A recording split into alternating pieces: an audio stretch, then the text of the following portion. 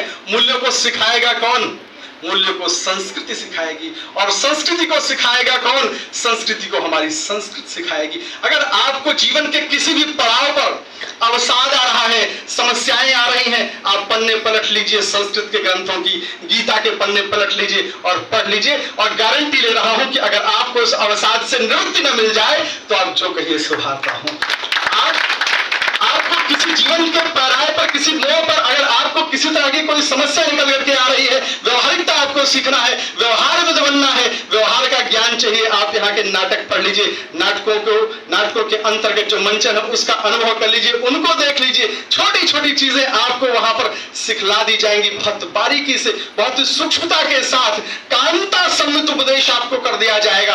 कांता सम्मित कहे जाते हैं कि जैसे नवोढ़ा स्त्री होती है, नई नई जो पत्नी ब्याह करके आती है, तो उसकी बातों को उसे कहना नहीं पड़ता है, वो ऑटोमेटिक पति की समझ में आ जाया करती हैं। ऐसे ही संस्कृत साहित्य अपनी बातों को अपने भावक के बीच में, अपने पाठक के बीच में स्वतः संप्रेषित कर देती है। तो संस्कृत अखंड साम्राज्य की साम्राज्ञी है, और संस्कृत के लिए हम सभी को सारी दीवारों को छोड़ करके, सारी दीवारों को तोड़ते हुए संस्कृत के लिए एक स्वर में, एक आवाज से संस्कृत के लिए जुटना चाहिए, क्योंकि संस्कृत ही ऐसी है जो कि हमें हमारी पहचान करा सकती है। हमें का मतलब किसी भी एक सीमित भाषा की बात मैं नहीं कर रहा हूं, किसी भी सीमित जाति की बात नहीं कर रहा हूं, सीमित क्षेत्र की भी बात मैं नहीं कर रहा हूं। जब मैं आरंभ में कह दिया कि एतद् देश सकाशाद अग्र जन्मना सम चैतम शिक्षा सर्वव्याम पृथ्व्याम मानवा, पृथ्वी के समस्त मनुष्यों के लिए अगर शिक्षा देने की सामर्थ्य यहां से है तो कोई बंधन नहीं है जिसमें कि इसको बांधा जा सके। संस्कृत किसी बंधन में बंधने वाली भाषा नहीं है। संस्कृत एक दूसरे, जब भी आप मानवता की बात करेंगे, ह्यूमैनिटी के, इसलिए इसको देव भाषा कहा गया, देवताओं की भाषा है। यह सामान्य मनुष्यों की भाषा नहीं है, क्योंकि इसके विचारों से, इसके प्रयोग से, इसके व्यवहार से आप में देवत्व आ जाते हैं।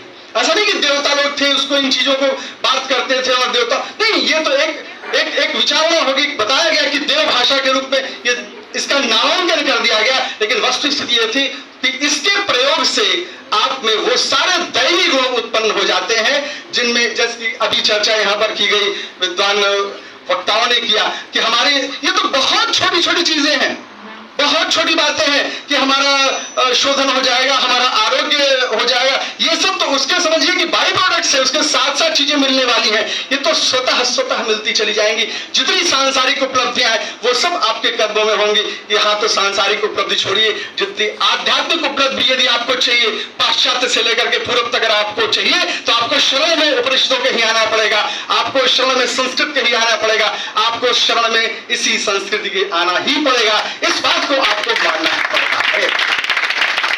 तो अभी आरंभ में आपने कहा कि सा विद्या विमुक्त है। मैं एक चीज और जोड़ता हूं, क्योंकि भाई मेरा कहना है कि भूखे पेट न होई भजन गोपाला। तो संस्कृत ऐसी भाषा है कि अब उसमें थोड़ा सा चेंज अपनी आवश्यकता अनुरूप कर लीजिए। अपने नए छात्रों के लिए कहता हूं कि सा विद्या नियुक्त है, थोड़ा सा परिवर्तन, जैसे उस मनुस्मृति में मैंने प्रासंगिक किया था, उसी प्रकार से उसमें भी कहता हूं कि सा विद्या नियुक्त है, क्योंकि आज आवश्यकता है कि आप पहले अपने पैरों पर खड़े हो जाएं। तो मित्रों ये जान लीजिए कि संस्कृत ऐसी भाषा है कि जो आपको नियुक्ति भी प्रदान करती है। जिस भी क्षेत्र में आप चाहेंगे आप वहां पर स्थापित हो सकते हैं। और अभी लेटेस्ट बता दूं, एम्स की अभी एक सूचना आई है, उसका एक न्यूज मेरे पास आया है कि एम्स में भी स्पिरिचुअल ट्रीटमेंट के लिए एक डिपार्टमेंट खोला गया है। उसकी खोलने की बात हो रही, उस पर चर्चा हो रही है। और अगर स्पिरिचुअल डिपार्टमेंट खोलने की बात होगी तो कोई और विभाग नहीं आएगा, माफ करिएगा, कोई मेडिकल का डिपार्टमेंट नहीं आएगा, कोई इंजीनियरिंग का डिपार्टमेंट नहीं आएगा। और डंके की चोट पे कह रहा हूं कि भारतीय संस्कृत और भारतीय दर्शन ही वहां पर फिर आपको खड़ा मिलेगा, आपके स्पिरिचुअल ट्रीटमेंट करने के लिए। ऐसी आपकी संस्कृत भाषा है, इसका सारे बंधनों को छोड़ करके खुले मन से इसका स्वागत करना चाहिए। हमारी माँ है, हम उसके बच्चे हैं, उसकी गोद में हमको आना चाहिए। और सारी अगर संकीर्णताएं कहीं भी आ रही हैं, कोई भी बंधन आड़े आ रहा है, तो इसको आगरा का इतिहास पलट करके देख लेना चाहिए। हाँ, एक चीज और बताना चाहता हूं कि हेनरिच राथ साहब की कब्र यहीं पर है, आगरे में ही आज भी है। हेनरिच राथ का आपके रेड ताजमहल के नाम से एक स्थान प्रसिद्ध है, भगवान टाकीज के जस्ट पीछे, वहीं पर हेनरिच राथ साहब की ये गुमनाम से ये ऐसे व्यक्ति थे जिन्होंने अपना सर्वस्व संस्कृत के लिए दे दिया। आप इतिहास पलटिए हेनरिच राथ के विषय में, जो लोग जानते हैं यहाँ पर उन सबको ये चीज अवगत हो जाएगा कि हेनरिच राथ क्या थे। उनकी कब्र है वहां पर, यहीं पर इसी आगरा में है, ये मैं सप्रमाण कह रहा हूं। और इस विभाग के लिए, इस डिपार्टमेंट यहाँ पर जो कार्यक्रम आयोजित होते हैं, मुझे गर्व होता है। आपने कहा कि जब भी बुलाया जाता है मैं आता हूं, आता रहूंगा, लेकिन इस विभाग से एक विशेष आत्मीयता है।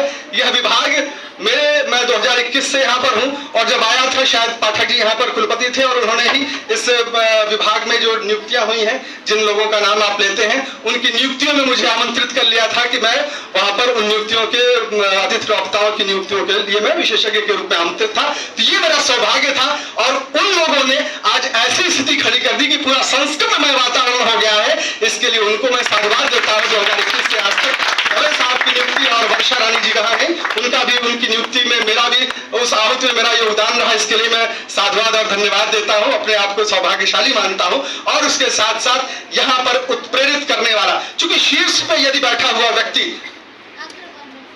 यदि नकारात्मक हो जाता है, उसकी ऊर्जा नकारात्मक दिशाओं में चलने लग जाती है, तो स्वाभाविक है कि उससे नीचे धरातल पर जितने भी लोग होते हैं वो नकारात्मक होते चलते चले जाते हैं, और फिर नकारात्मकता कितनी गिरती चली जाती है इसका कोई अंदाजा नहीं लगा सकता है। अगर ऊपर बैठा हुआ अधिकारी 50 रुपए की घूस लेता है, तो नीचे बैठा वाला बताता है कि साहब 500 लेते हैं, और 400 अपनी जेब में रखता है, 50 रुपए जाके उनको दे आता है, 50 रुपए किसी और को दे आता है। और अगर ऊपर का बैठा हुआ अधिकारी ईमानदार है, कर्तव्यनिष्ठ है,